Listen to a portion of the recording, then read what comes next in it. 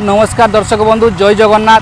तो आज power tiller bill हल हो तो जो चाषी भाई मैंने पावर टिलर नापी चाहूँगी तो कौन कौन डॉक्यूमेंट दरकार से विषय में चलतु जाना। तो दर्शक बंधु पावर टिलर नापी प्रथम आपन को फार्मर आईडी करने पड़ो। द्वितीय कथा आपको कृषक ओडिशा करने पड़ो। तृतीय कथा आपको गोसुगम करने पड़ो। तो एतकी जिन कर सारापर आप पावर टिलर बुकिंग करेंगे पावर विडोरी बुकिंग सबकि कृषि सामग्री बुकिंग करेंगे। तो power tiller VST power tiller दाम हो बर्तमान 1,00,000 टंका। तो जो चाषी भाई भौणी मैंने आमर STSC थे से मैंने 85,000 टंका छाड़ पाइपर। आउ जो चाषी भाई मैंने जेनडाल थे से जदि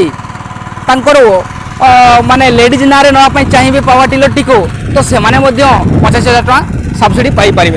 आपण मैंने चलतु देखा पावर टिलर टी जमी किभली हल हो जमी किभली प्रस्तुत हो जो जमी प्रस्तुत ए सब धान आम धान रुआ तो चलतु आम देखा।